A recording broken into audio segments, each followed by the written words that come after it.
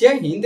देखिए आज हम पढ़ने वाले हैं कक्षा 10 विज्ञान चैप्टर नंबर 9 चल रहा है आपका प्रकाश का परावर्तन अपवर्तन। इसमें हम सीखेंगे अवतल और उत्तल दर्पण का मुख्य फोकस। ठीक है, ये आपके पेपर में पूछ लेता है। ठीक है, परिभाषा पूछता है कि अवतल दर्पण का मुख्य फोकस बताइए, उत्तल दर्पण के मुख्य फोकस से क्या समझते हैं। ठीक है, तो इसी को हम करवाएंगे, एकदम 100% आपको समझ में आएगा। एक बार पढ़ने से आपको पेपर में तक आपको याद ही रहेगा, आप इसको भूल नहीं पाओगे। ठीक है, चलिए क्लास को शुरू करते हैं। आप लोग हमारे साथ बने रहिएगा।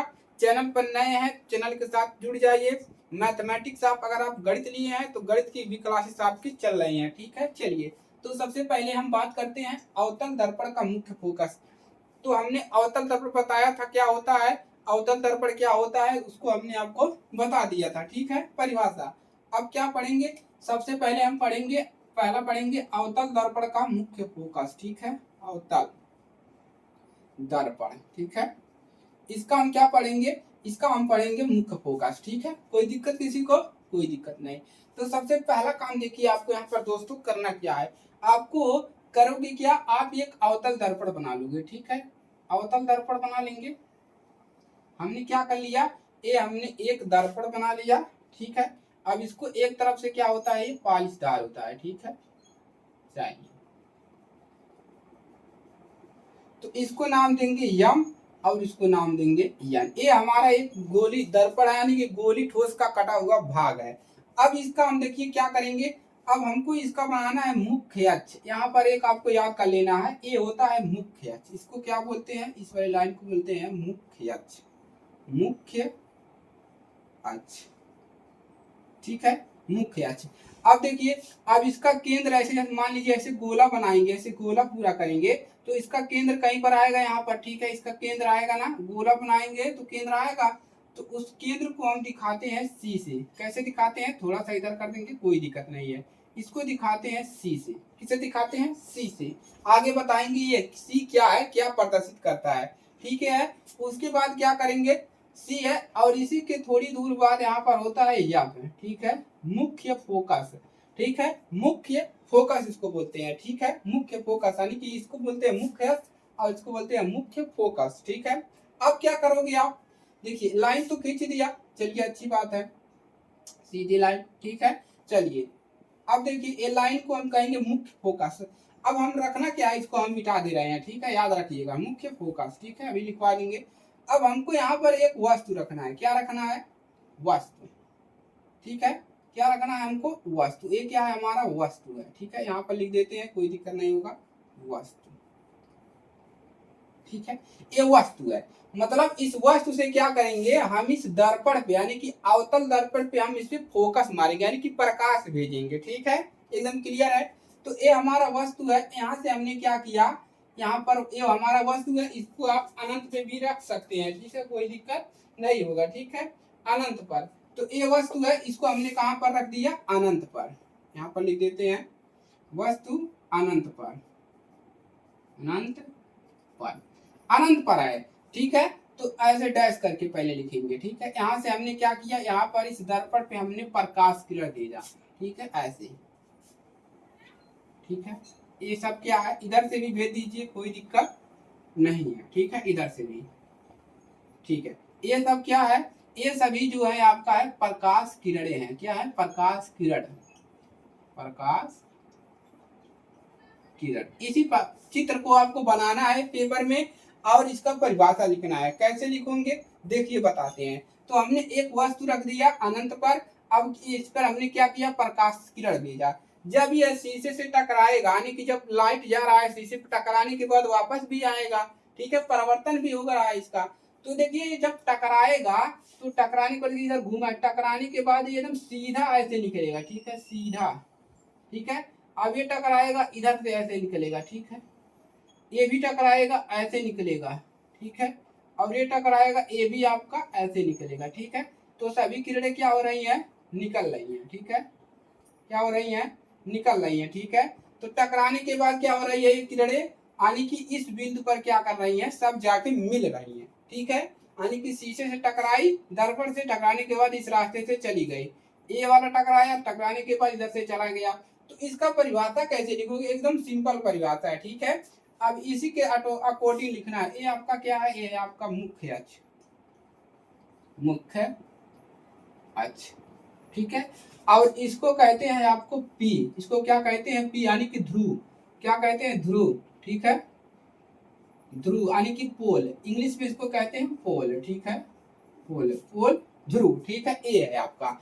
चलिए अब देखिए करेंगे क्या, ये आपका बन गया मुख्य फोकस। अब इसका परिभाषा कैसे लिखेंगे उसको समझते हैं, ठीक है। परिभाषा कैसे लिखोगे इसको देखते हैं, ठीक है। चलिए तो परिभाषा अब देखिए क्या बनेगा।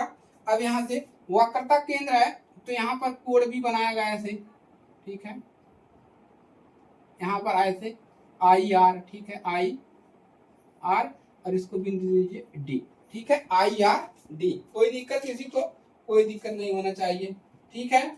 चलिए अब क्या करेंगे, अब इसका परिभाषा लिखेंगे, ठीक है। परिभाषा कैसे लिखो देखिए यहाँ पर, तो यहाँ पर लिखोगे मुख्य अक्ष के समांतर, मुख्य अक्ष के समांतर, देखिए ये मुख्य अक्ष आपका है, इसी के समांतर ये भी प्रकाश किरण, ये भी है, ये भी है, ये भी है, यानी कि ये सभी प्रकाश किरणें यहाँ से कितने भी प्रकाश किरण यहाँ से आप यहाँ से भेज सकते हैं, ऐसे वापस आएगा, ठीक है। तो 4 बनाइए, कोई दिक्कत नहीं है, 1 2 3 4, एक तो मुख्य अक्ष है। अब लिखेंगे परिभाषा, इसको याद कर लेंगे फिगर, कोई दिक्कत नहीं है। लिखोगे क्या, इस मुख्य अक्ष के ये सब समांतर, मुख्य अक्ष के समांतर आने वाली प्रकाशित किरणें, तो क्या लिखोगे, मुख्य अक्ष के समांतर आने वाली प्रकाशित किरणें, प्रकाशित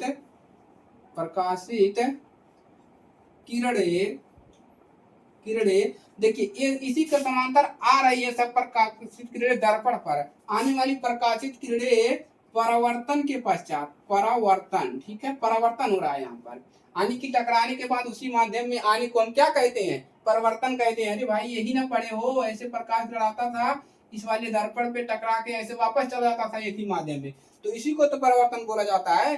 तो यहाँ पर भी तो वही रहा है, इसे उलट दो तो यहाँ पर भी तो ये टकरा रहा है, वापस आ रहा है, ठीक है। तो मुख्य अक्ष के समांतर आने वाली प्रकाशित किरणें परावर्तन के पश्चात, परावर्तन के पश्चात, पश्चात मतलब बाद में, परिवर्तन होने के बाद किरणें कहाँ जा रही है, एक ही बिंदु पर क्या होती है, आपतित होती है। परिवर्तन के पश्चात एक बिंदु पर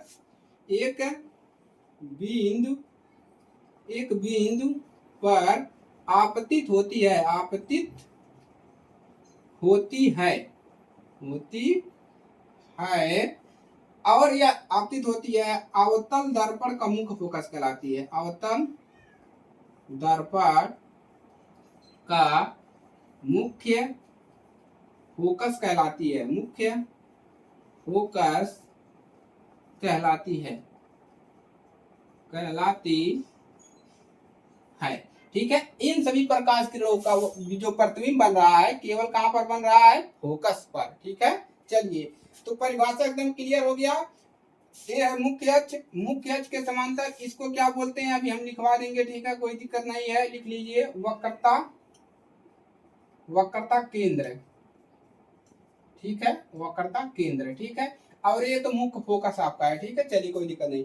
मुख्य अक्ष के समांतर आने वाली प्रकाशित किरणें परावर्तन के पश्चात एक ही बिंदु पर मिलती है, उसी को क्या कहते हैं, अवतल दर्पण का मुख्य फोकस कहते हैं, ठीक है। एकदम क्लियर है, परिभाषा याद जाएगा। चलिए अब क्या क्वेश्चन पढ़ेंगे, उत्तल दर्पण वाला पढ़ेंगे, ठीक है, नोट करेंगे, नोट कर लीजिए सब लोग, एकदम आसान है, कोई दिक्कत नहीं है, ठीक है।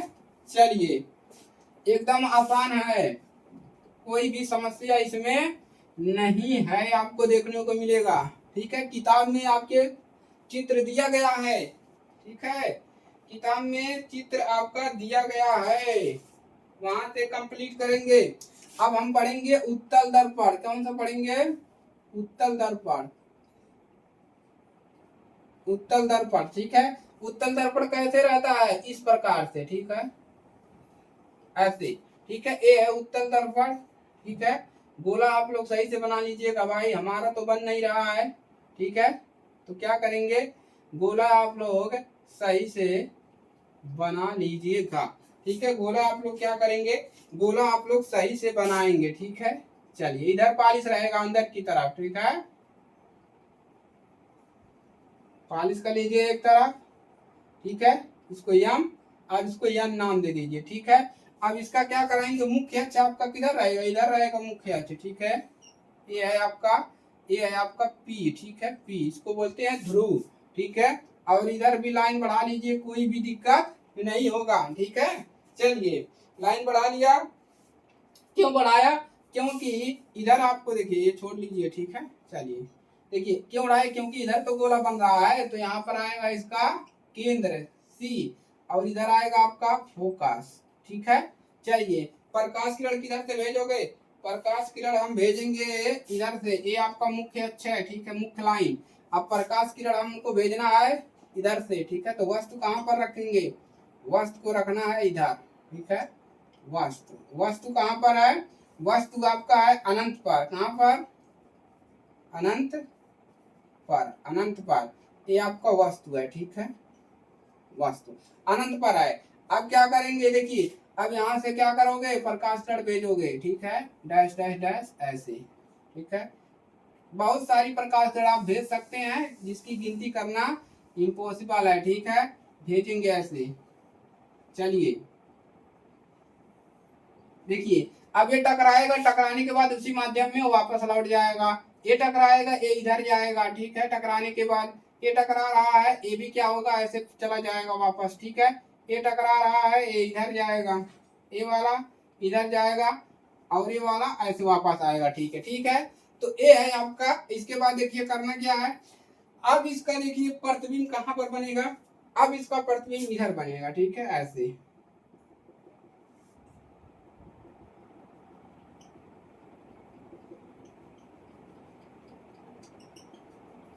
अब इस वाले का ऐसे, ठीक है, और एक इधर बनेगा वक्रता केंद्र पर, ठीक है, इधर बन जाएगा कोण आपका आई आर, कोण तो कहीं पर बनेगा ही, ठीक है। ये है आपका। अब करना क्या है, ठीक है, पी आपने लिख दिया है, कोई दिक्कत नहीं है।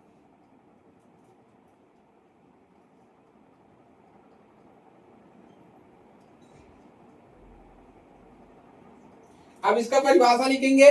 अब कैसे परिभाषा लिखोगे, ए आपका मुख्य अक्ष है, ए वक्रता केंद्र है, ए मुख्य फोकस है, ठीक है। परिभाषा चलिए शुरू करते हैं।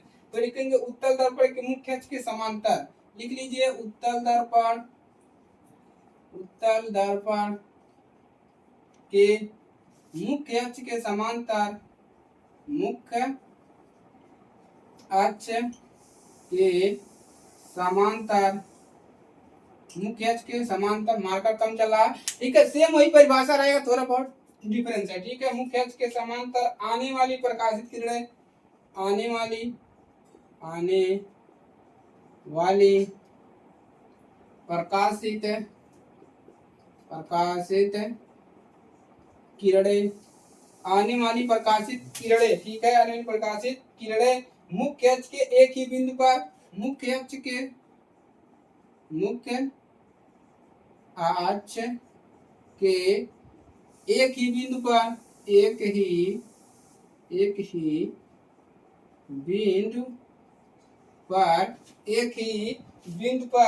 एक ही बिंदु आती हुई प्रकाशित किरणें एक ही बिंदु से आती हुई प्रतीत होती है। मुख्य अक्ष के एक ही बिंदु से, मुख्य अक्ष के एक ही बिंदु से आती हुई प्रतीत होती है, मुख्य अक्ष के एक ही बिंदु से आती हुई प्रतीत होती है, आती हुई प्रतीत होती है, प्रतीत होती है। उसके बाद क्या लिखेंगे, यह बिंदु उत्तल दर्पण का मुख्य फोकस कहलाती है, यह बिंदु उत्तल दर्पण का मुख्य फोकस कहलाती है, मुख्य फोकस कहलाती है, ठीक है। देखिए परिभाषा क्या है, मुख्य अक्ष के समांतर, इसी मुख्य अक्ष के समांतर, मुख्य अक्ष उत्तल दर्पण के मुख्य अक्ष के समांतर आने वाली प्रकाशित किरणें, इसी के समांतर आने वाली प्रकाशित किरणें जो है मुख्य अक्ष के एक बिंदु पर, इस मुख्य अक्ष के एक बिंदु पर क्या होती है, एक बिंदु से आती हुई प्रतीत होती है। एक ही बिंदु से सभी के लिए क्या हो रहा है, आती हुई प्रतीत होती है, और इसी को क्या कहते हैं, उत्तल दर्पण का मुख्य फोकस कहते हैं। ठीक है, एकदम क्लियर है। अब यहाँ से हम निकालेंगे, अब हमें ये हो गया। अब हम लिखेंगे फोकस दूरी। फोकस दूरी का फार्मूला लिख लेंगे। ठीक है, चलिए इसको नोट कर लीजिए, इसको मिटाते हैं।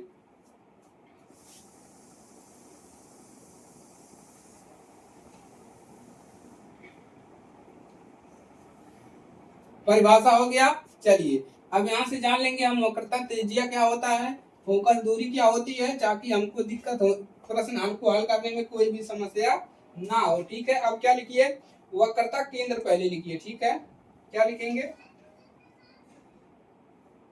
वक्रता केंद्र तो आपको बता ही दिए, ध्रुव भी बता दिए। अब लिख लीजिए फोकस दूरी क्या होता है। ठीक है, फोकस दूरी, फोकस दूरी, फोकस दूरी क्या होता है, चलिए इसका परिभाषा लिख लीजिए, पूछ लेता है। ठीक है, गोली दर्पण के ध्रुव, देखिए गोली दर्पण के ध्रुव यानी यहाँ से ध्रुव, ठीक है, ये क्या है आपका ध्रुव, और इस फोकस की दूरी को, यहाँ से यहाँ तक की दूरी को हम क्या कहते हैं, फोकस दूरी कहते हैं। क्या कहते हैं, पी और एफ के बीच की दूरी को फोकस दूरी कहते हैं। तो लिख लीजिए परिभाषा, क्या लिखेंगे, गोली दर्पण के ध्रुव, गोली दर्पण के ध्रुव, ठीक है, गोली दर्पण के ध्रुव तथा मुख्य फोकस के बीच ही, तथा फोकस के बीच की दूरी, फोकस के बीच की दूरी, फोकस के बीच की दूरी फोकस दूरी कहलाती है। क्या कहलाती है, फोकस, फोकस दूरी, फोकस दूरी कहलाती है, कहलाती है। और इसे स्मॉल एफ से प्रदर्शित करते हैं, स्मॉल एफ द्वारा प्रदर्शित करते हैं, प्रदर्शित करते हैं, करते हैं। तो यहाँ से यहाँ तक की दूरी को किसके दिखाते हैं, स्मॉल एफ से, किससे, स्मॉल एफ से। ठीक है, ये हो गया। इसका परिभाषा नोट करेंगे। इसके बाद है गोली दर्पण और वक्रता त्रिज्या में संबंध।